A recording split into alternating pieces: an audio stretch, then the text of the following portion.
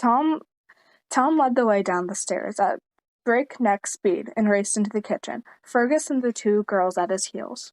Mistress Pippin was fighting off the leather men with a frying pan. "Take that, you monster! Take that!" she cried. "And that!"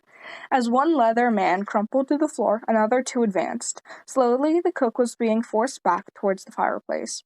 Fury swelled through Tom, and he leapt forward, wrenched a copper pan from a hook, and began wielding it fiercely.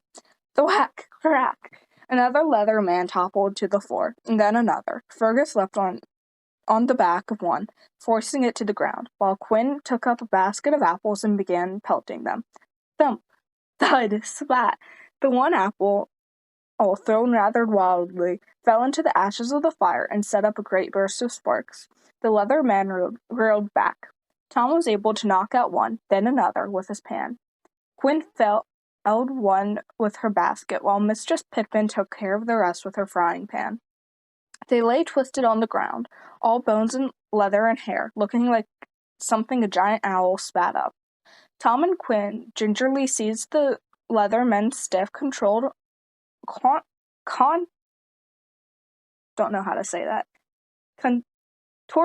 arms and dragged them out the door, locking it and bolting it behind them. "Tom!" his mother cried, dropping the frying pan and holding her arms wide. "Ma'am!" They hugged each other wide. Wiping away tears, Mistress Pippin pulled herself away. "I'm so glad you're safe. Quinn, dear girl, you too." Then she saw Elanor, white-faced and frightened, and bobbed a surprised curtsy. "My lady, are you hurt? What on earth are you doing down here in the kitchen?" Elanor stammered. "Those leather men were trying to take her," Tom said. "Ma'am, what do we do? They're everywhere." "You need to get away from here as fast as you can," his mother answered. She plucked a knapsack from the hook by the door and began hurling things into it. A frying pan, a pot, a wooden spoon, a round cheese and red wax, apples, a bag of dried peas, a hank of air-dried bacon, and a tinderbox.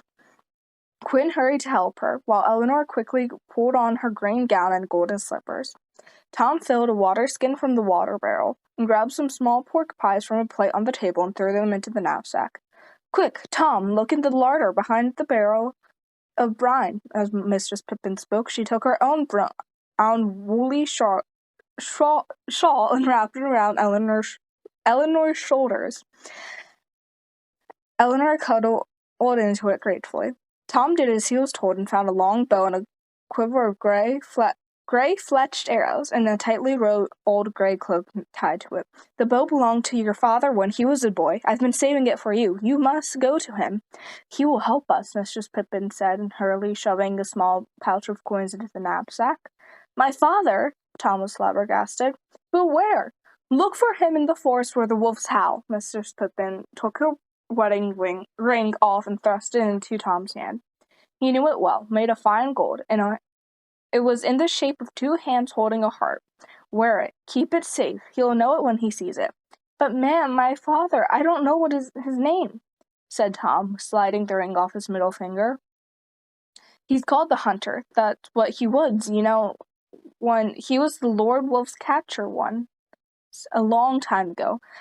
But you must go away." As she spoke, Mistress Pippin was hurriedly filling another knapsack for Quinn to carry. "But, ma'am, what does he look like? Where will I find him?" "In the forest, I told you. And what does he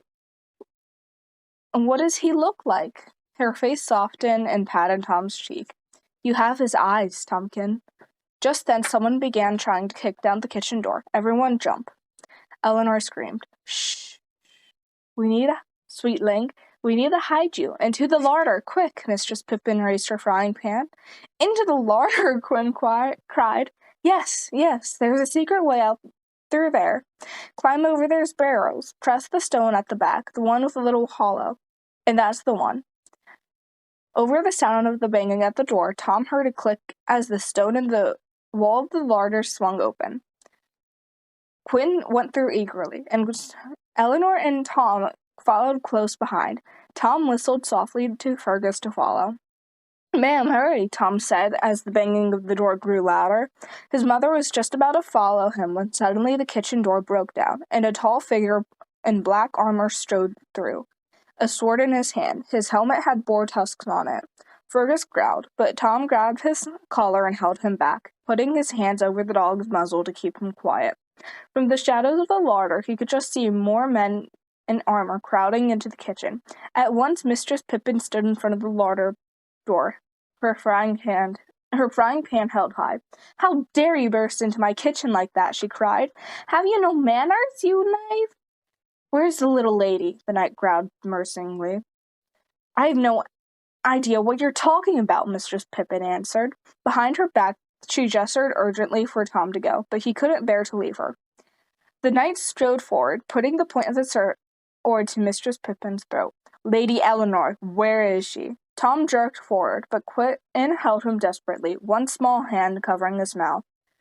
"Shh," she whispered in his ear.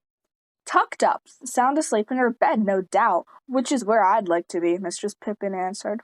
"Now get that nasty, sharp thing out of my face." The knight threw his head back and laughed. It sounded weird and horrible, booming through the metal of his tuxed helmet. Tom saw that his sword was had a handle of bone, all carved into strange symbols. The man put the point of his sword to the floor and leaned on it, slowly pulling off one gauntlet. He wore a huge red ring on one finger. "I don't want to hurt you. My bog men traced her scent here. Tell me where she has gone, and we will send you to the dungeons with the others. Refuse to tell me, and..." The knight slapped his gauntlet with his bare hand. "Bogmen?" Tom murmured. To his horror, a swarm of them crept forward, sniffing the flagstones. His mother urgently flapped her hand behind her back. "No need to get nasty," she said. "I don't know why you're looking for her here. Ladies don't come down into the kitchen." When she gestured empathetically behind her back, with a choke in his throat, Tom let Quinn pull him into the passageway. As Quinn dragged the secret door closed, Mistress Pippin whacked the knight hard over the head with her frying pan. And that is the end of chapter 8.